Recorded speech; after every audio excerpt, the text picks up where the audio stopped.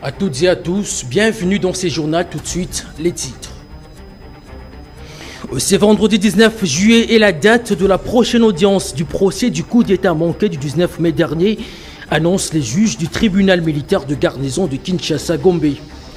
Et puis trafic routier à Kinshasa, Blaise Kilimbalimba va en guerre contre les inciviques, tout en promettant une réponse musclée contre ces maux de tête qui gangrènent la tranquillité des Kinois. Et enfin, aux affaires sociales, la ministre Nathalie Aziza Mounana obtient l'accompagnement de la Chine qui, par l'entremise de son ambassadeur en RDC, l'a félicité pour son engagement dans le secteur humanitaire. Le détail dans ces journaux. Encore une fois, bienvenue.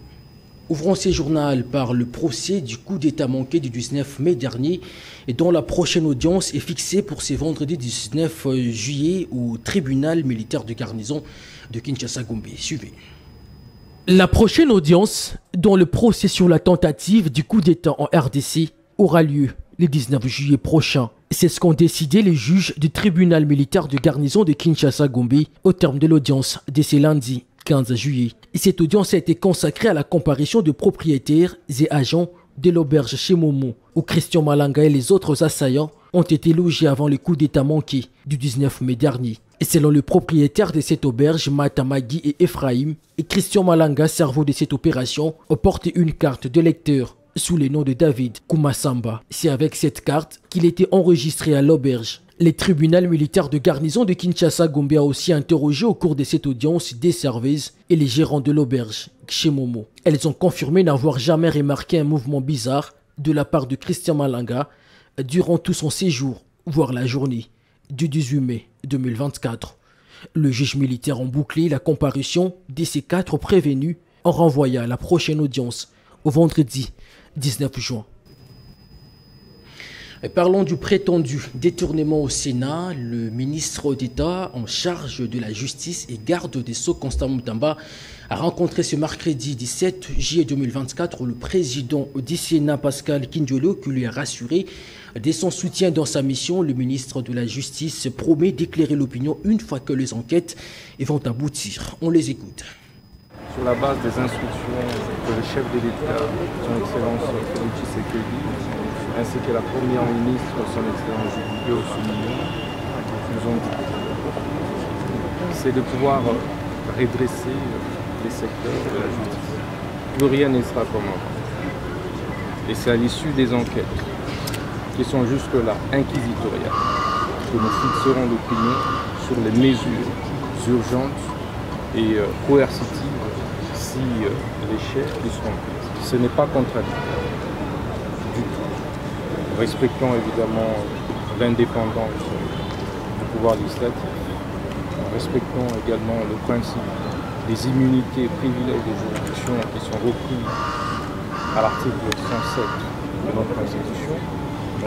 Cela ne nous empêche que nous puissions diligenter des enquêtes. Nous avons jugé utile à ce qu'en tant que bureau, de lui apporter notre soutien parce que la mission que le chef de l'État lui a confiée, elle est noble et complexe. Et il a besoin des soutiens de toutes les institutions et toutes les personnes pour que notre justice puisse s'élever comme elle se doit. C'est voilà le sujet que nous avons débattu ensemble. Évidemment, tout ça va de soi. On a raconté n'importe quoi. Il faut que la vérité, le public doit réellement être informé de la réalité de cette situation. Dans le même chapitre, le ministre des Ressources hydrauliques et électricité tient à renforcer les capacités des équipements de captage et de distribution d'eau pour un meilleur rendement. C'est ce qui justifie sa descente sur terrain ce mercredi 17 juillet dans les installations de captage d'eau brute à Kintuka 2 sur le fleuve Congo, ainsi que l'usine de traitement d'eau potable d'ozone dans la commune de Ngalieba. Cette descente dans les installations des captages d'eau dans la commune d'Engaliema à Kinshasa, la première depuis la prise de fonction du ministre des tutelles, augure une nouvelle ère de suivi des travaux sur terrain au bénéfice de la population. Teddy Luamba, qui a toujours prôné le management de terrain, tient à optimiser ses services pour faire bénéficier à la population de l'eau potable et sans interruption. Il a lancé sa visite d'inspection dans les installations de captage d'eau brute à Kinsuka 2 sur le fleuve Congo avant d'enchaîner à l'usine de traitement d'eau potable des Binza Ozone dans la commune d'Engaliema. Accompagné du directeur général de la régie des eaux David Chilumba et de son équipe, le ministre s'est rendu sur les sites pour s'enquérir des différentes difficultés rencontrées sur place. L'objectif principal, c'était de pouvoir visiter les infrastructures d'eau potable. Parce que, comme je le dis, j'aime bien le slogan de la régie des eaux, l'eau c'est la vie. Et parmi les piliers de notre gouvernement, sous l'impulsion du chef de l'État Félix-Antoine Tshisekedi Tshilombo, l'eau c'est parmi les secteurs prioritaires. Et je suis venu me rassurer de la prochaine mise en service du module 2, des 110 000 mètres cubes d'eau qui seront très bientôt pompés sur le réseau, et tout ceci au bonheur de nos populations. Il fallait voir comment les travaux évoluent, essayer un peu d'encourager aussi les équipes sur place ici, ainsi que la régie des eaux qui est en train de faire un travail formidable dans ce secteur. Et c'était pratiquement ça le mobile de ma présence ici. Les projets menés par l'entreprise chinoise Witech permet à des milliers de foyers à Kinshasa de bénéficier d'eau potable, et la visite de Teddy Luamba souligne l'importance accordée à ce secteur vital pour la population. Je l'ai dit en titre, la ministre des Affaires sociales, Action humanitaire et solidarité sociale, Nathalie Aziza-Mounana, a échangé ce mercredi 17 juillet 2024 avec l'ambassadeur plénipotentiaire de la Chine en RDC. Objectif, présenter ses félicitations à Nathalie Aziza-Mounana de son engagement dans ces secteurs de l'humanitaire, un engagement qui date de plusieurs années. Désiré Mbouloua. Ses réalisations et détermination dans le social continuent à attirer la curiosité des partenaires de la RDC. C'est le cas de l'ambassadeur de la Chine qui s'est déplacé au bureau du travail de la ministre des Affaires sociales, Action humanitaire et solidarité nationale, Aziza-Mounana Nathalie, pour la féliciter de son engagement depuis longtemps dans l'humanitaire.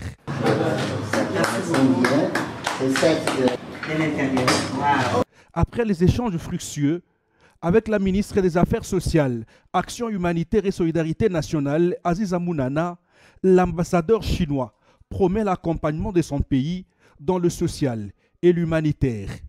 Plusieurs consensus sont égalés de cet entretien.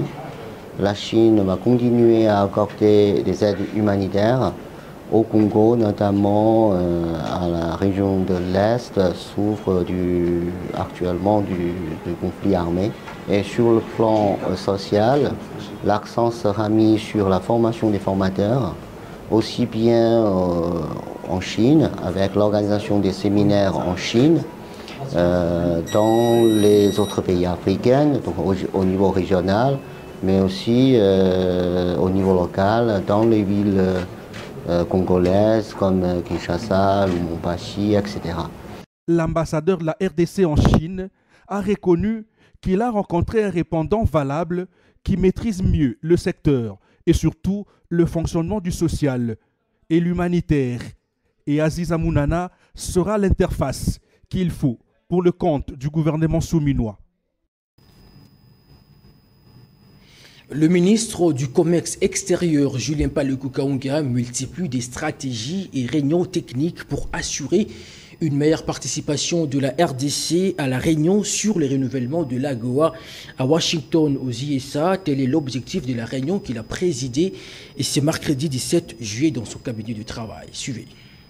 Après l'adoption par les derniers conseils de ministres de la stratégie AGOA RDC, le ministre du Commerce extérieur, Julien Paluku Kahunga, multiplie des réunions techniques à quelques jours du démarrage de la réunion sur les renouvellements de l'AGOA aux USA. Et ce mercredi, le ministre a réuni l'équipe qui va l'accompagner à ces grands rendez-vous d'affaires et qui est constituée des délégués de la présidence de la République, de la primature et des établissements publics, dont l'Office congolais des contrôles, la Direction générale des douanes et assises et l'Agence nationale pour la promotion de l'exportation, ANAPEX, ainsi que les experts de son cabinet. Objectif, comment vendre bien la stratégie Ogoya RDC aux officiels et opérateurs économiques américains, et c'est aux côtés du ministre du Commerce extérieur, chef de la délégation de la RDC. Restons au ministère du Commerce extérieur. Le ministre Julien Paluku Kahongya a tenu ce mardi 16 juillet une réunion stratégique avec le chargé des affaires de l'ambassade de l'Ouganda en RDC pour statuer sur la libération de véhicules de transit transportant de poissons arrêtés en Ouganda. Images et commentaires. Accélération de libération effective de véhicules de transit transportant de poissons arrêtés par les autorités ougandaises en destination de la RDC. Une commission mixte composée des experts du ministère du Commerce extérieur et de l'ambassade de l'Ouganda en RDC vient d'être mise en place à l'issue de la réunion stratégique de ce mardi à Kinshasa entre le ministre du Commerce extérieur Julien Paluku Kahongya et les chargés d'affaires de l'ambassade de l'Ouganda en RDC, Matata Tawa, qui a reconnu la violation des textes régissant le transit par son pays. Outre cette commission, une délégation de haut niveau coiffée par le ministre du Commerce extérieur va se rendre souper à Kampala pour rencontrer les autorités ougandaises. Objectif, régler définitivement cette question qui impacte négativement les opérateurs économiques et la population de Kasindi, Lubiriha, Beni Oisha, Butembo et Lubero. Également, l'organisation du Forum d'affaires RDC-Ouganda, les renforcements du rapprochement des chambres de commerce ougandaises et congolaises basées à l'Est et l'évaluation des résolutions de la Grande Commission mixte RDC-Ouganda, ainsi que le vœu du gouvernement ougandais de revisiter l'accord bilatéral signé en 2018 ont été évoqués au cours de cette rencontre. À cette occasion, le ministre du Commerce extérieur a rassuré son hôte que le gouvernement congolais a déjà lancé le processus de suppression des taxes toxiques et la baisse des autres pour ainsi renforcer davantage les échanges commerciaux. En ce qui concerne la levée des visas d'entrée déjà effective du côté ougandais, Julien Paluku Kahongya fait entendre au diplomate Matata Tawa que la RDC va s'y conformer dans un bref, et car il vient de saisir son collègue de l'intégration régionale quant à ci. Le trafic routier dans la ville-province de Kinshasa, on en parle dans ce journal. La police nationale congolaise va en guerre contre l'incivisme routier. Les commissaires provinciaux de la police ville de Kinshasa, Blaise Kilimbalimba, a une fois de plus déployé les éléments pour interpeller les autorités ou les auteurs des contresens. Chris Mukuna. Des plaques bâchées et gyrophares sont aussi concernés par cette opération, l'a fait savoir les commissaires provinciaux de la police ville de Kinshasa, Blaise Kilimbalimba.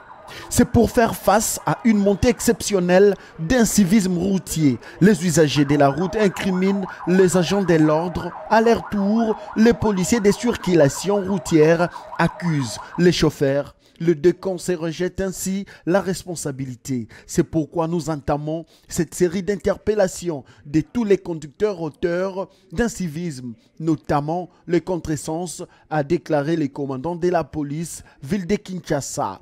Le constat est amer sur terrain.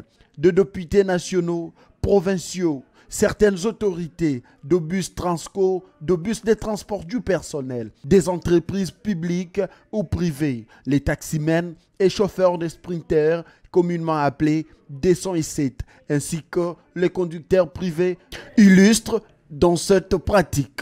Pourtant, les autorités devraient servir d'exemple aux citoyens lambda afin d'éviter les embouteillages étant décriés, ainsi faire respecter le code de la route. À ces problèmes s'ajoutent les phénomènes gyrophares et plaques bâchées. À Kinshasa, bâcher sa plaque d'immatriculation est devenu un prestige.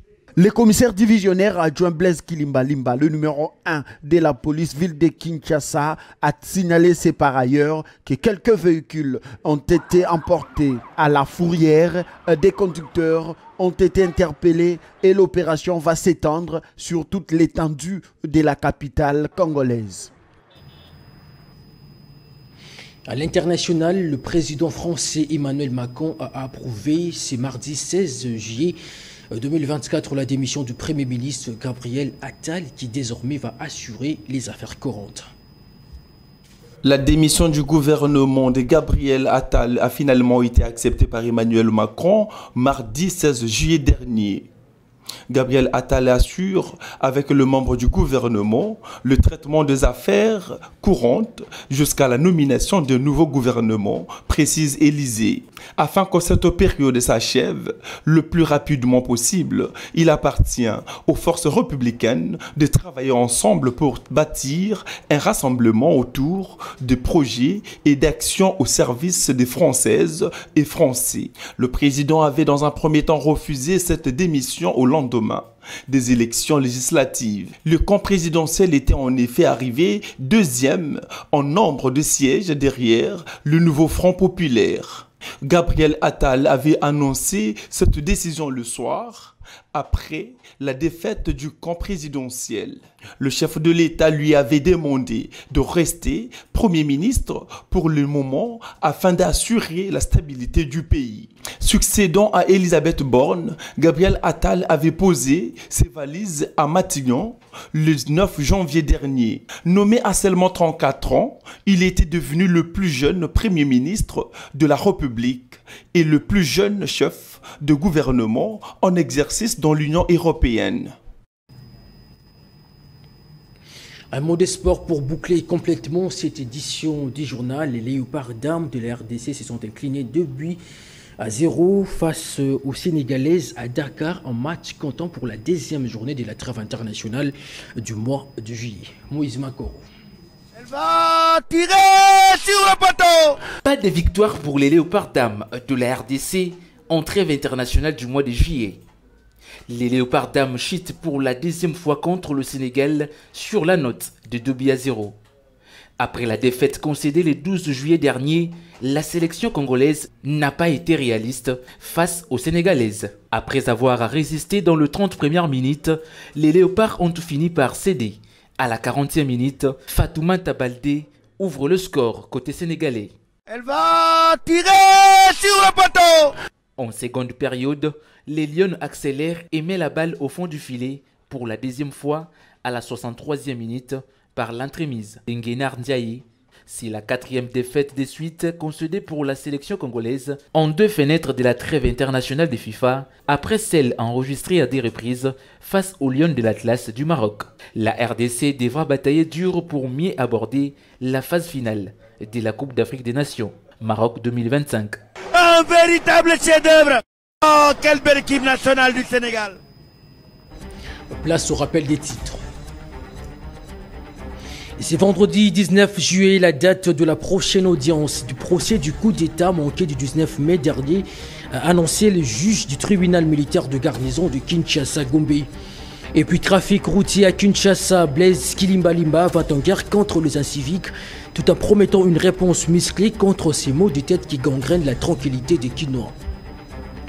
Et enfin, aux affaires sociales, la ministre Nathalie Aziza Mounana obtient l'accompagnement de la Chine qui, par l'entremise de son ambassadeur en RDC, l'a félicité pour son engagement dans le secteur humanitaire. Vous avez suivi les détails dans ce journal. À la fin de ce journal, merci de nous avoir suivis. Portez-vous bien et bonne suite de programme sur nos antennes. Madame, Messieurs, au revoir.